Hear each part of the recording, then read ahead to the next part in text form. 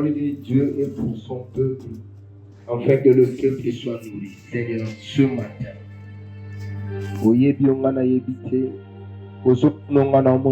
est-ce que ma parole est orientée dans mon thème? Utilise ma bouche, Seigneur, afin qu'un malade soit guéri, quelqu'un qui était troublé soit calmé. Seigneur, réconforte, donne encore de la foi et de l'espérance. Que ce moment soit pour ta gloire, non pas à nous. Seigneur, laisse que ces lieux, que ce peuple surnombré soit là pour ta gloire et qu'il t'acclame. La combo le tobeteli nzambe mabo. Le bana mutu mora zapemeli na yo nzamba zana batu nyonso. Nzamba zana batu nyonso. Amen. Hein? La deuxième nzambe na nyonso zana kati. Amen. Hein? Nenge tozali amutazo vivre libanda ya mokili azali te. Biso nyonso tozana kati ya mokili e mokili eza ya nzambe. Bible lobi nyonso eza na mokili eza ya nzambe. Amen. Hein? Tout le monde, c'est-à-dire toutes les personnes au bateau former un ensemble. Et le dimanche passé, Dieu a tous les êtres. À tout le monde, Dieu a des êtres spirituels, Dieu a des êtres vivants. Et le dimanche passé, tout solo là qui sur les êtres spirituels. Pour le dire, les êtres spirituels sont ceux qui sont de la nature de l'esprit. Les êtres spirituels ont une particularité dans leur nature, c'est que et on ne peut le voir à travers l'œil nu. Un ange dans la mise de l'humanité. Dieu à tout le monde, Dieu à tous les êtres vivants. Amen. Hein? Dieu des êtres vivants. Et le thème de ce matin, Dieu à tous les êtres vivants. Je vais inviter l'église à se mettre debout. Tout en quelques versets. La psaume 24, place 18, termine à moi. Psaume 24, verset 1 à 2, je lis la parole du Seigneur. Combien ont des Bibles, même dans le téléphone? Personne. À l'Éternel la terre et ce qu'elle renferme, le monde et ce qui l'habite. Amen. À l'Éternel la terre, le monde et ce qui l'habite. Amen. Hein? De ce revendre dans Mokila Nzambe. Dans Romains 14, verset 9. Romains 14, verset 9, je lis la parole du Seigneur. Car Christ est mort et il a vécu, afin de dominer sur le mort et sur le vivant. Il domine sur le mort et sur le vivant. On acclame la parole de l'Éternel. Tovandi.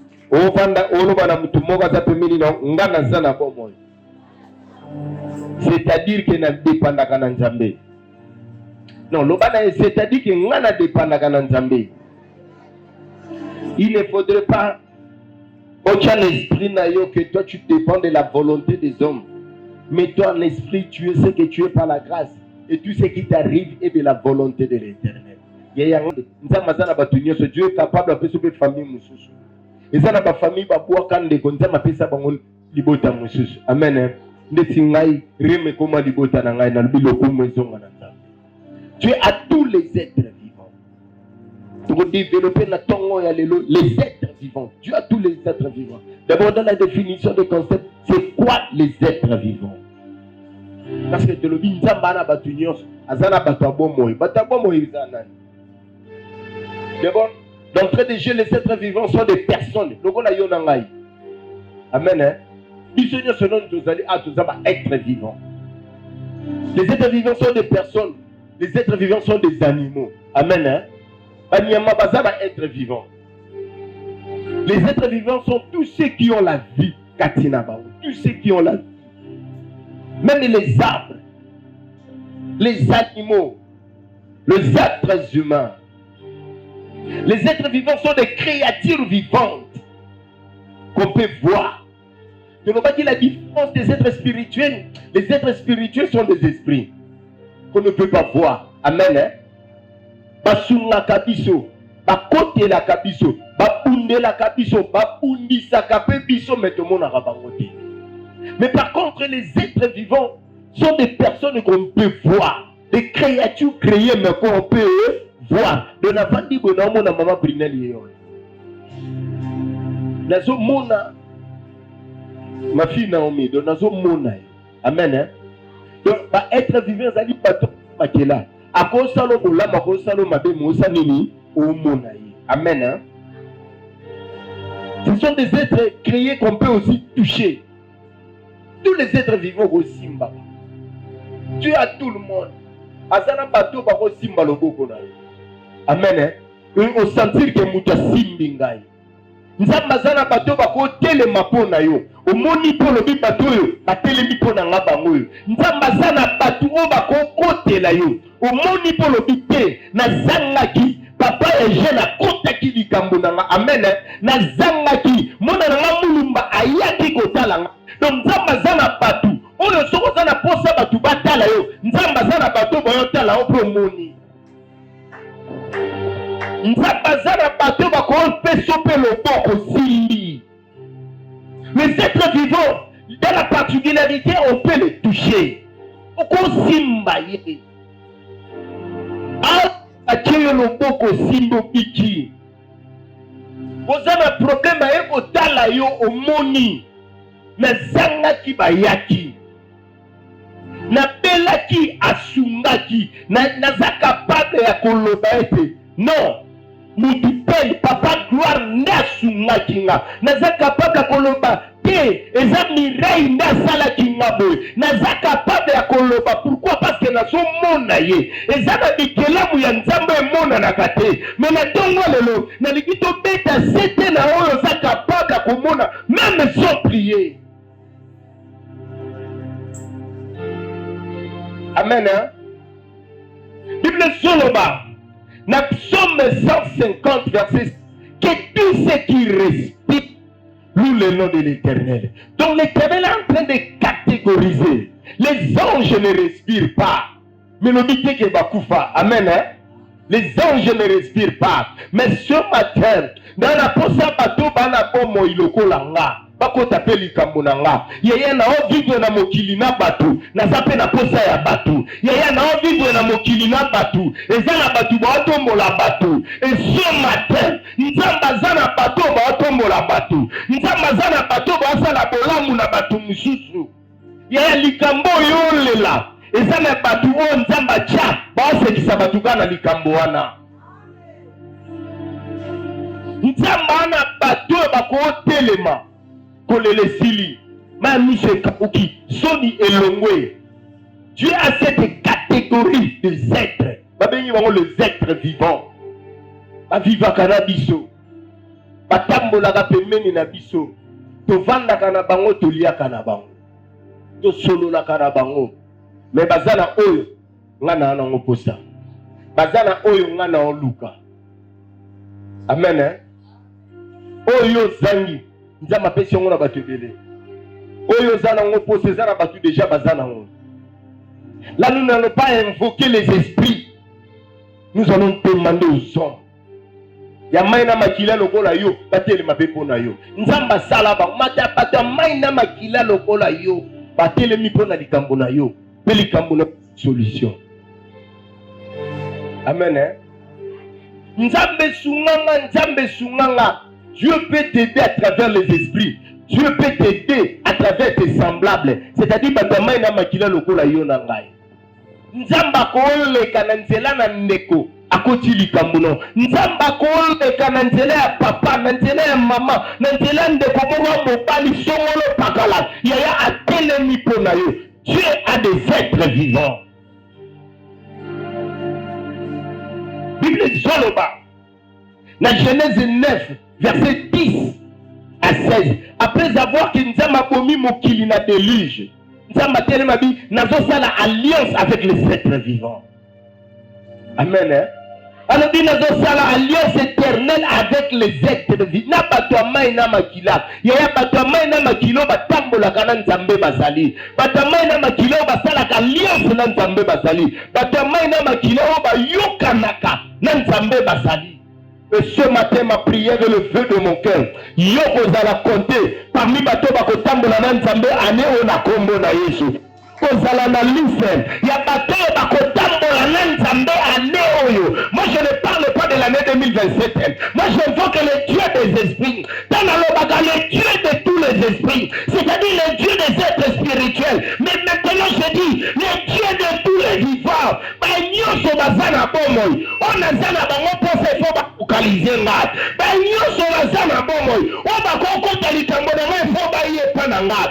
Banyoso bazana bomoy. On ba kongo ba place na zangi maloba. Baluka balobela ngat. Yeye na zobelela. Bato bazana bomoy. On ba kobumbela ngat. On ba kosunga ngat. On ba kotele na pona ngat. On ba kopesa onga na zangi. Bato wana ba yepa na ngat. Tuona baluka na za wapi baluka ntela na nga na lekeli wapi ezala batu bakosunga nga isika na bungaki balobite kokele kuna te yakaboye na posa batu wana bato bakosunga bato bana onga na zangi bato bakosa lisolo changer nzamba kela bango. Ne crois pas que tout nzamba osala yemoko directement. Dieu peut passer par un homme. Dieu peut passer par une femme. Pour soutenir ma vie. La côte dit ma prière. Dans l'ange, il y a des anges vivants. Dans le ange vivant génération O, les améliorent la combo na Jésus. Les améliorent la combo na. Il y a des anges vivants. Oh, il y a des natiliers. Il y a à côté pas d'ailleurs, ma cambo changé. Aye pana yo oye pongwa makate e pongwa mi a facilité yo élévation na vie. Yana bato kutani na bango otombwani. Yana bato kutani na bango mami se kauki.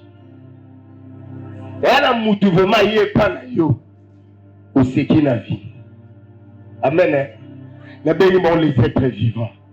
Bato bako se disanga na omona bango. Bato bako se disanga ya to simba siminga na loboko. Alobi ya uvanda awa.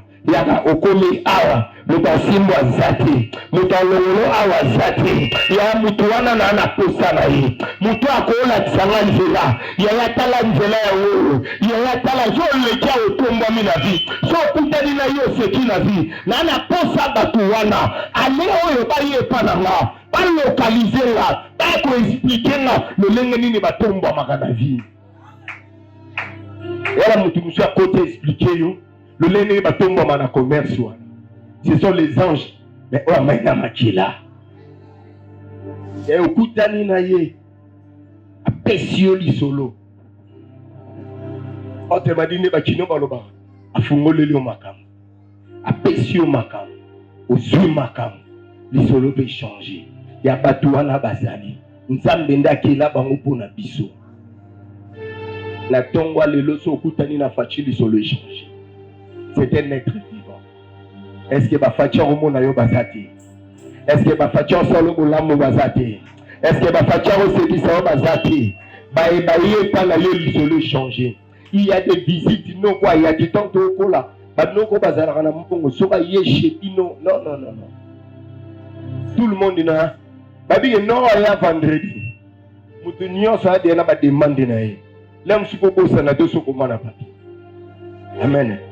Tanga tuni c'est quoi ton problème obimisi mbana mo ya yo bando sakola ngai kutuboy ngai kutuboy tikana loba na yo nzamba kila batu ya mai na makila o bana solution problème wana. Dieu est souverain. Il fait ce qu'il le veut comme il le veut. Il peut utiliser les anges, il peut utiliser les démons, il peut utiliser les êtres vivants. Ne limite pas la main de l'Éternel. Ne limite pas les voies de Dieu. Comme il l'obéit la tête. Ba ange pas kota likambo. Nzamba zana batu pe bako wana. Sampuru taba pumbuka na kutu. Nzamba na batu sans qui s'assume la vie. Et en retour à Seigneur Belote. À Seigneur Be condition monte. À Sali Okabola. A édition à moté manange tu dis sama qui na pambola. Amen. Motema na nge tout ça makina kabela. Utali loko ba kabela yango nezaki retraite na. Elo yo mateli bangomba.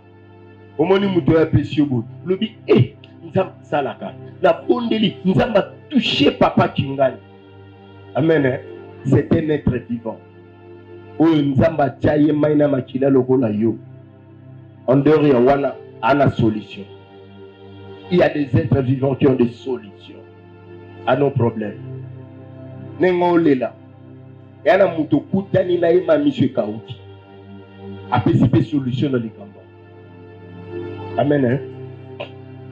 Dans l'ensemble de la chapelle, avant la gomme pasteur, culte, prière et toka. Prière et toka. Pasteur a pesé si jalobi, la télémi le vola mossa de Nanjang. Senga oza nango posa lelo, nzabe nanga osa. Ozongo kaka lelo, ceux qui ont de la foi, pas télé. Papa mora télé. Quand arrangé de tout ça, bandi koka. Ngazo toka. Nzambe $150. 150 kaka. Papa zo toka o ganga. Pour ça na combien hein? Nzambe so pesinga $150 obite nene na baluka na mabele ko na tombola kombo na yo. So ko pesinga ka $150. Tellement qu'il y a bano ganga trop. Batu siko ba pemeni na ye. Bamoni ngo comme un dérangement. Papa moga ya bisi. Frère, katano prier $150 rango. Tika no nzamba se concentrer pour na. $150 yango. Tika no makelele vanda. Biso tona ba problème le kiwana. Zo $150 longo na scène. Tika la biso no nzambe, nzamba mona nanonga.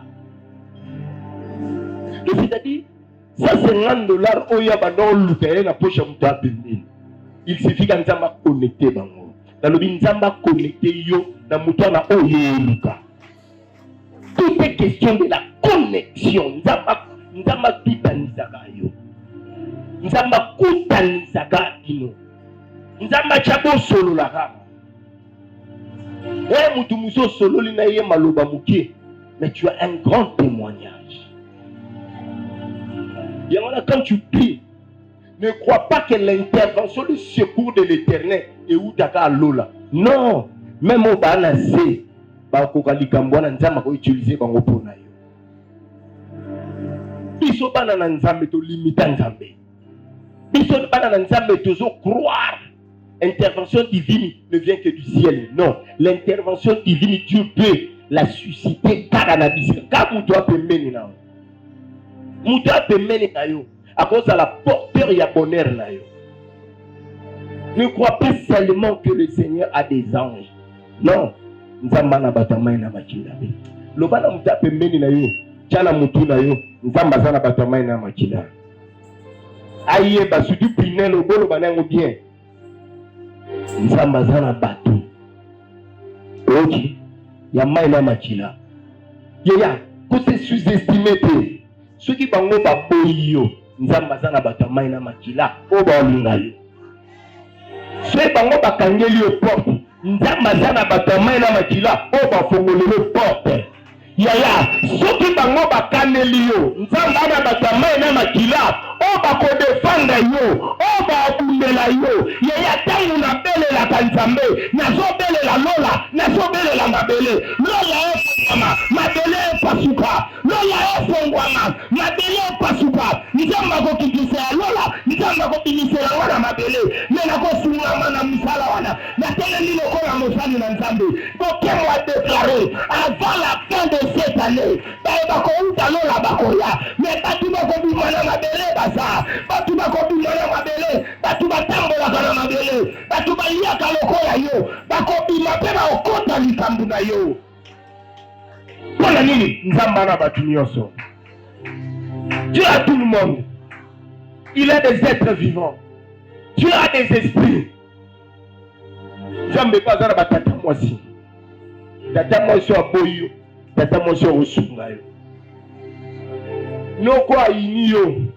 Noko alinga yo. Yaya.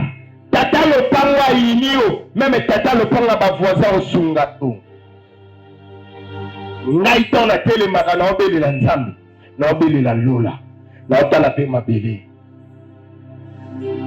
ba ange batambola na mabele te bato nzambe asala ya o balala apongi baza osala na nzambe moko alobi soki ange alobi ke yo ozali Jehova Rafa amuta lokuta ange na bela te amen ya kosunga wana nzela eza moto ayebi pasa nzala moto asunga na libala eza moto aleka na experience bayeba na pasi batombaka baza bakota likambo na yo batombama na mombongo wana bamona boye ntango yo ye na bafere baza bakoyamba yo. Ne limite pas l'Éternel. Ne limite surtout pas le Dieu de Bokemo. Il échoue. Maintenant, quel est l'élément qui démontre que Dieu a tous les êtres vivants?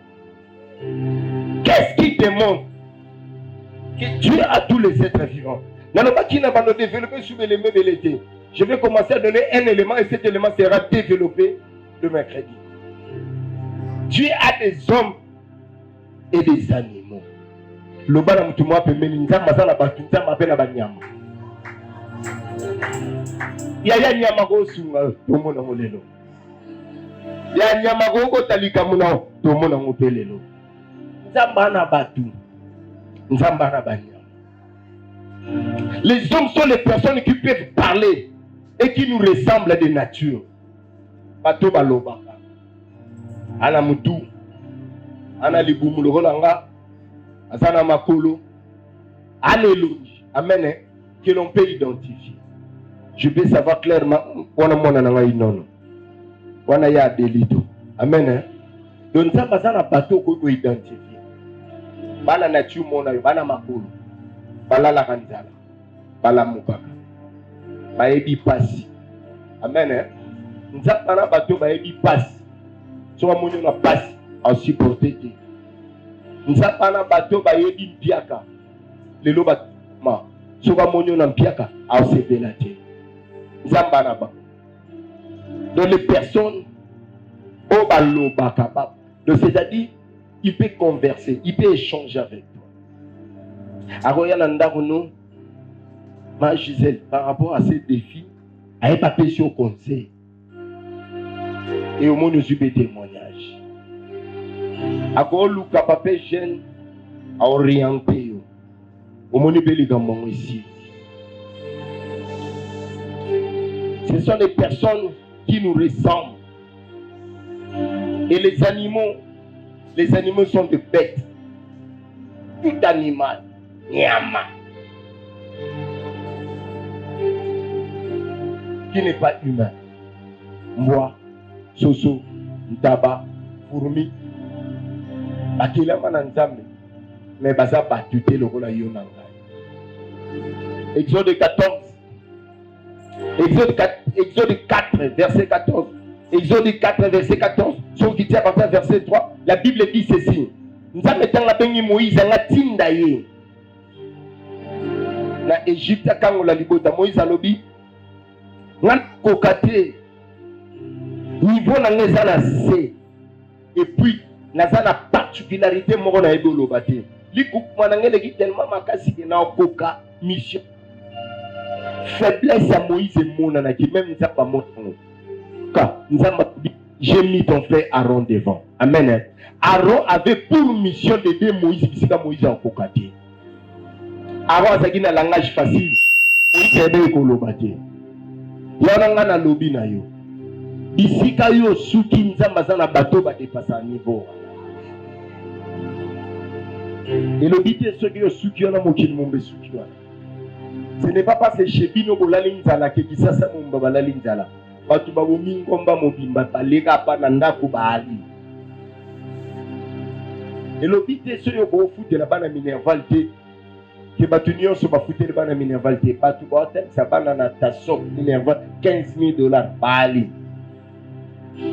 Et le but est ce que vous foutez ndako te que ça ça mobimba balobate to ba foutez ndako te. Les arabes batu mususu de ba foutez la batu bandako bazali. Donc, na ba faiblesse na yo nzamba za na batu ba ko combler vide wana.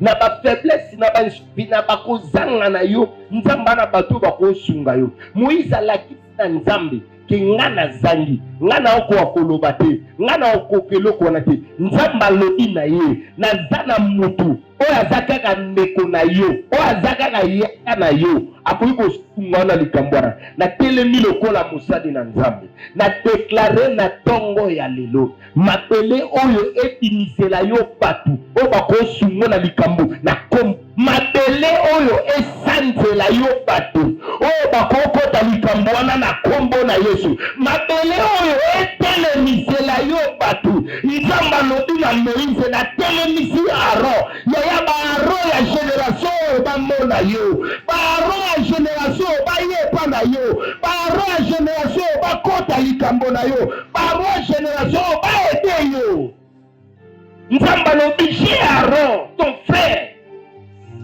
bisika yo okoka te ya okoka. Tu ne sais pas parler. Lui, il sait parler. Il parlera à ta place.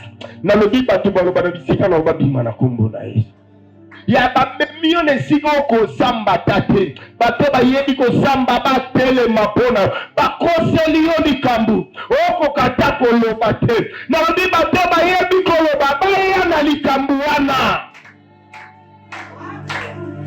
Eza na likamsu ba fundi yo.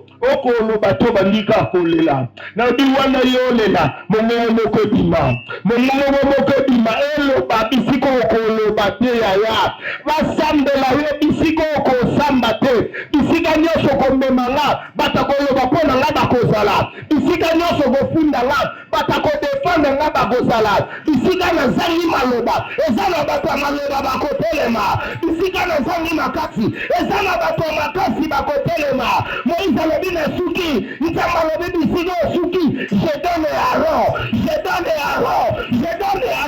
mutu moko azalia na lobi nzamba pesa yo Aaron na yo bisika yo suki que le Seigneur aloba je donne Aaron nzamba pesa yo Aaron ya vina yo Aaron génération baza wapi po bayepa na yo baza wapi po baluka yo Moïse alemi alobi na okoka te tu as dit il y a Aaron yo lembi Aaron ça yo okoka te Aaron ça Moïse a dit je ne peux pas. Dieu dit il y a Aaron. Tu n'as pas ton église yote Aaron va en téléma. Je dis au combat la tête Aaron va en téléma. Parce que le Seigneur a besoin d'un témoignage. Nzamba na poso bala. Mais ma coquille zate. Nzamba lobi. Yo ma coquille zate. Aroza. Awedi. Vous savez na ebi minga loba te nzamba lobi Aaron aza. Aloba. Yo zalaga wana Aaron sanini aloba. Dieu a des êtres vivants. Obakoya pe balobi. Et je te fais pas. Bamboupe ke liboso. Je ne peux pas moi. Ces gens-là sont là. Et ce matin, là c'est Nzamba olobela Moïse Aaron Saraki on a dit. Nzamba lobi j'ai mis ton frère Aaron devant. Ce matin le sambonanga Aaron mwa ko madali liboso. Aaron mwa ko madali ponzela na oya. Il faut Aaron mwa za liboso.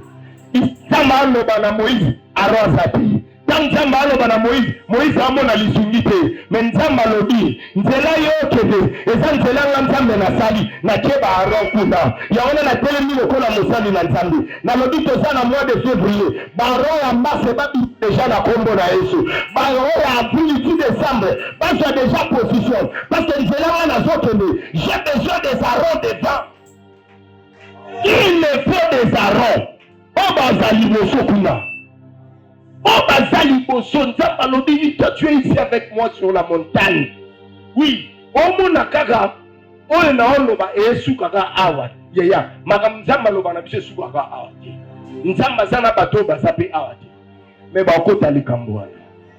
Pendant que le Seigneur parlait, Moïse le voyait qu'il là atali awa et sobe non suka wapi Nzamba lobi Aaron est devant. Il est devant. Moi je te dis Yo quand ça tombe manayo otaliga nengoza. Otaliga bozina. Otali pocha mobali na. O le bibiso a bébé le biso. Ngana lobi. Oya zawana te c'est Aaron. Il n'est pas là. Il est où? Il est devant. Il est devant. Il est dans l'avenir. Et moi je te dis la semaine prochaine, Aaron sera là. Aaron sera là. Aaron sera là. Aaron sera là. Aaron sera là. Aaron va là. Il sera devant. Il sera devant. Nzamba tena ye o ngana zangi. Nzamba tchaki na Aaron Moïse zangi. Pour na profit Aaron mais pour na profit à Moïse. Yangana lobi ba bazana o na luka baza liboso. Il faut pas pesa ngapo ngana na oposa. Aaron n'avait pas la mission de faire sortir le peuple. Il pouvait seulement apporter à Moïse ce que Moïse manquait. Voilà la mission à nous, il faut que le pan. Yo zala ngote mais Aaron zala. Aaron a royé la yo kaka o ezala ke yo somba. Aaron a royé la yo kaka o ezala ke bana bakola bien. Il faut que bakola bana kito. Nous sommes Réma. Amen. Nous sommes Réma. Bato balingi babo ke lo malblade. O ko bundana bangote mais Aaron mogali busu o ko kabango. Pendant que Moïse s'est lamenté, Dieu a dit, ta pécho, j'ai mis Aaron ton frère. Toujours, dans la vie de quelqu'un, un Aaron devant. On comprend que nakutana kika nganaye abetele ngaka lisolo nzamba salike pendant que nakutani kana mutu moko yaya baza ka liboso okutana na ka liboso. Le problème c'est de commencer à faire le pas et continuer d'avancer. Ne t'arrête pas là. Parce qu'Aaron ne viendra pas vers toi. Aaron sera devant. Va à sa rencontre. Il faut faire un mouvement.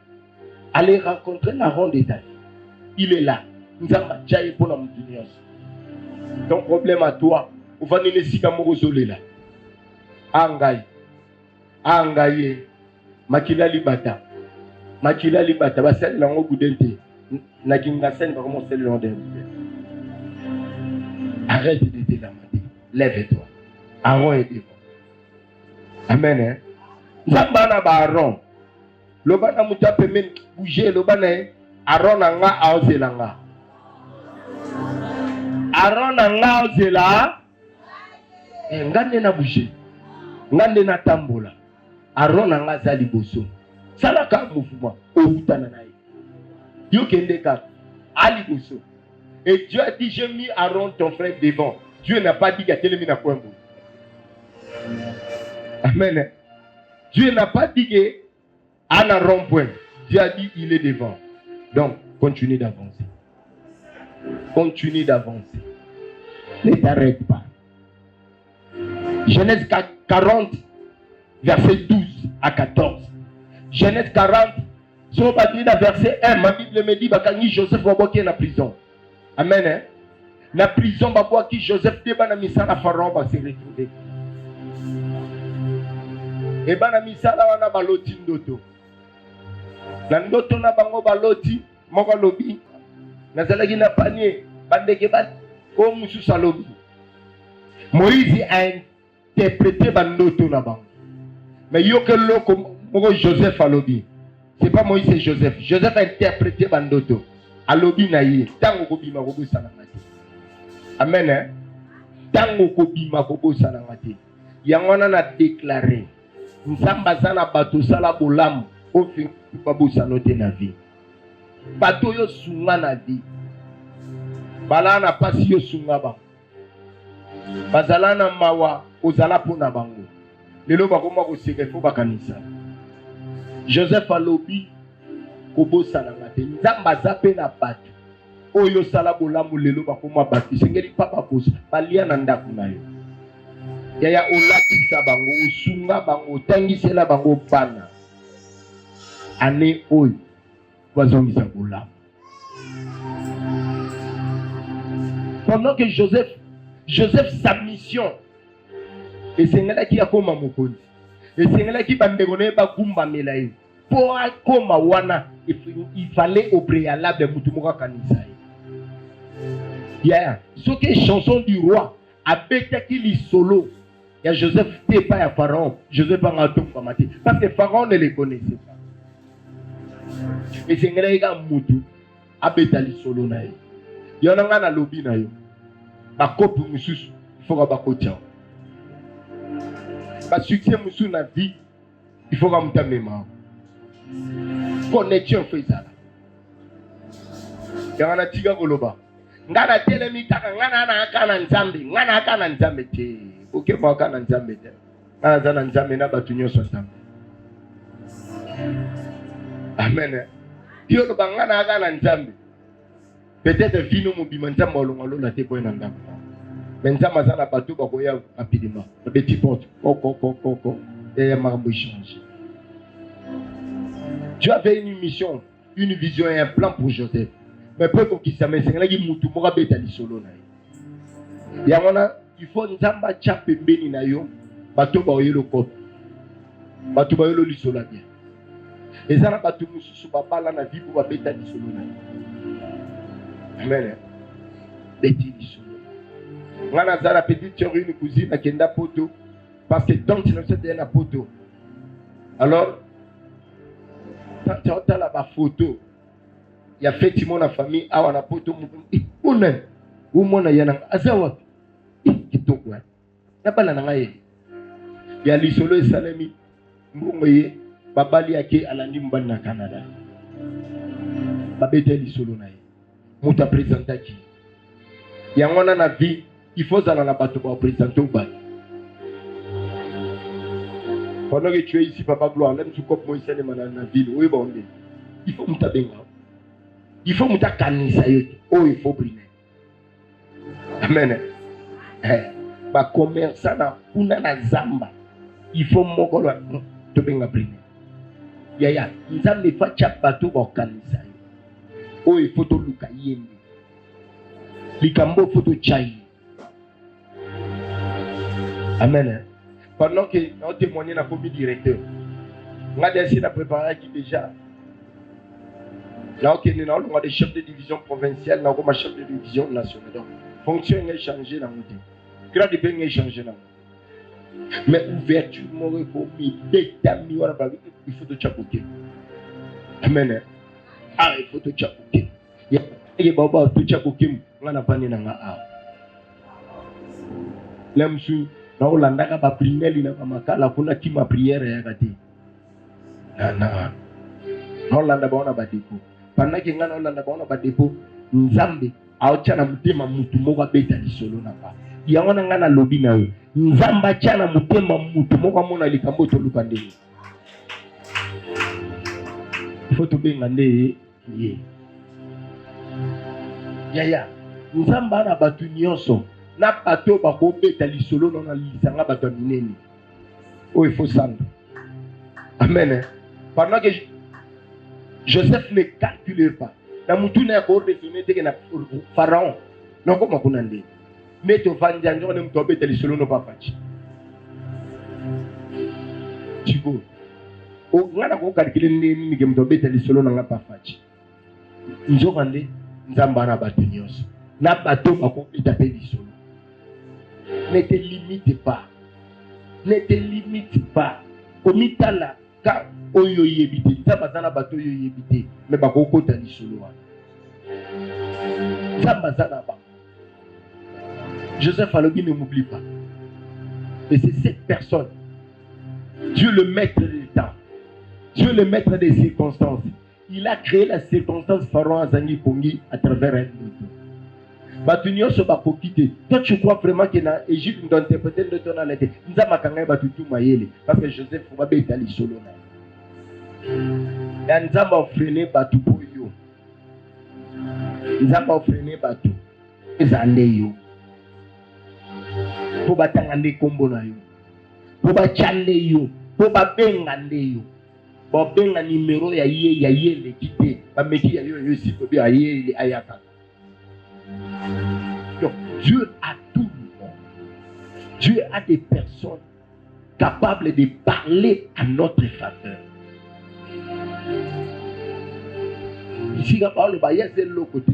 Nous avons hôtel, nous avons tout pour le bité. Tout le gandé. Ya yedim, ya yedim na kambwana bien. Yenda ko sala ngo bien. Nzamba na batu wana maman. Pendant que tu es en train de prier, il faut le bagana nzambe. Na na posa na yo, na posa bato yo, baza yo. Bato baza nzambe baza. Aaron. Bako détenu ya Joseph. Abeti lisolo. Abeti lisolo. Soki akanga muno. Peut-être Joseph anga yebana. Et ana batu oyo faut fongola munoko po yo tombo. Et ana batu faut ba fongola munoko po yo zwa kimia. Nzambe abano simba ni tebe. Bazanga kimia munoko efongwa. Baloba yo benga. Tu as des animaux. Amen.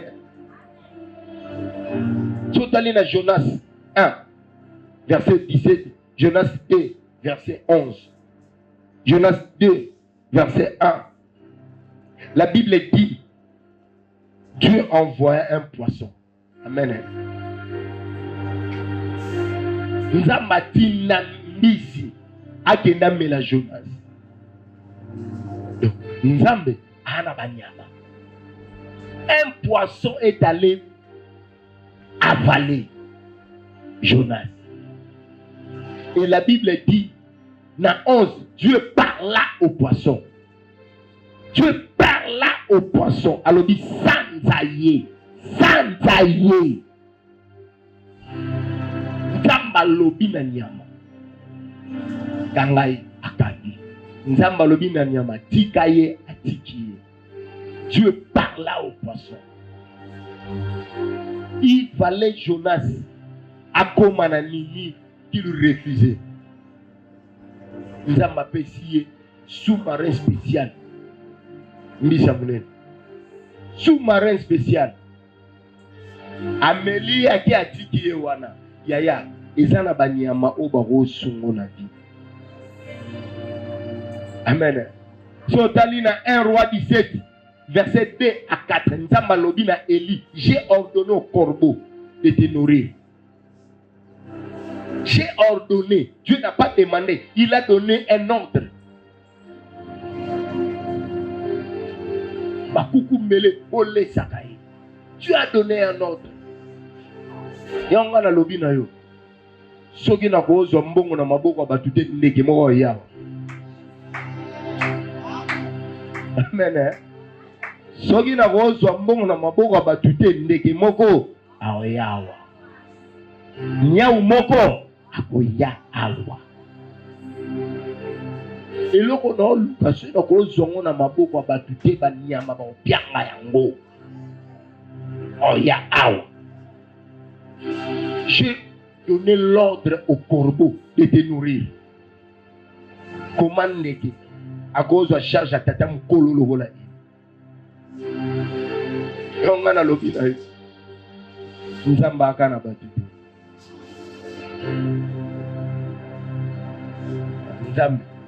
Nathalie na mikolo na TikTok. Je vu séquence ya banyama na poto. Lion, léopard. À côté de monanda. Alingaka mwana. Mbwana bango. Mbwa. Ndabigisi mwana. Aigle. Mwana osakana na pelouse. Aigle ya yiba mwana. Niao. Ndabigisi mwana. Yana nga na lobi na yo. Ngai. Nabuki mabolongo. Na tombolo longi na taleli nzambe. Nzambe tinda batu tinda banya. Soki bandeke bakome mambongo bayela nga bon ngana na posa disunya nzambe melolenge yela e dépendre na nzambe ngana na posa olamu na nzambe melolenge ko salemelela e dépendre na nzambe. Trop souvent tolingi lolenge to sengela nzambe a répondre na lolenge to zelela. Dieu a des moyens oyo zangi et Dieu a des méthodes oyo legela mayele na ba. Comment un corbeau peut nourrir quelqu'un? Comment? Un corbeau. peut nourrir quelqu'un. 1 Roi 21. 1 Roi 21, verset 23. Et par là, nous allons clôturer. 1 Roi 21, verset 23 à 24. Je lis la parole du Seigneur.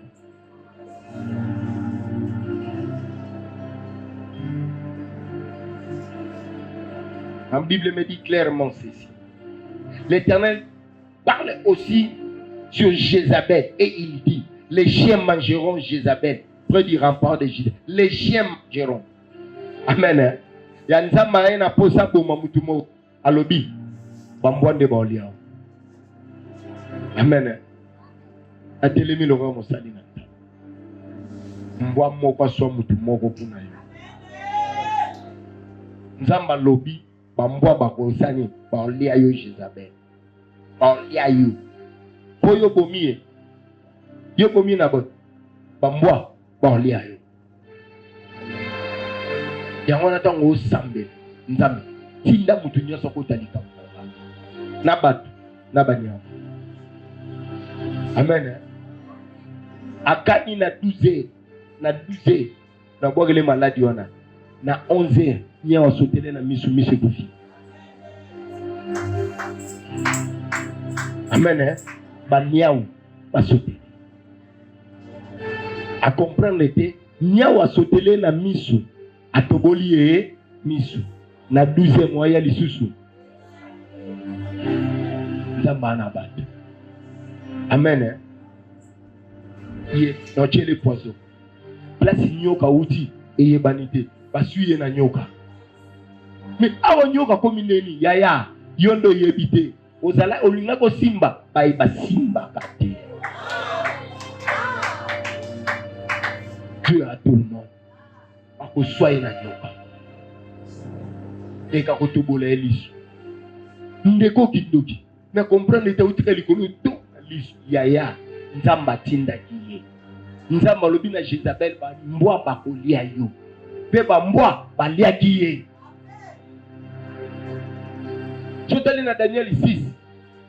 Daniel lo banzama tini anja kanga mnoba lion. Amen. Lion na zalagi balio nzambe. Amen. Lion na nzamba ibisika keye tsa lion. Alo bana baningane ba lion. Yebo simba yete.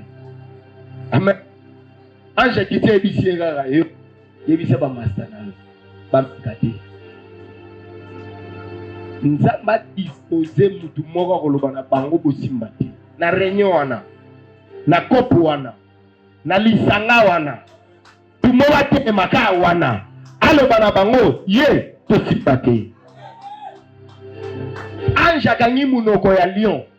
Ayebisi loba na ba lion. Ce n'est que le lion qui comprend le langage des lions. Anja lobi na lion. Loba na baninga no ba lion. Ye ba simba edi. Et on a pendant que tu es en train de prier. Seigneur. Moi simba ngati. Olu kana veni mbomo kinduka bimigration. Amen. Oh.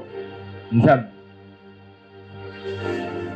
Mbwa moko pa bimalo banaye soyedi. Soyedi kati. Bato basala ba voyage. Nyoka moko loba na banyoka mususu ko tigaleka ko soyez. Tu as des animaux. Tu as des êtres vivants. Pendant que tu es en train de prier, nous allons faire cette prière. Premièrement, nous allons demander le Seigneur. Baron Bazan. Deuxièmement, Dieu parle aux animaux. Parle aux animaux. Tu as dit aux poissons, Mélaï. Amen. Dans Matthieu 17, verset 27.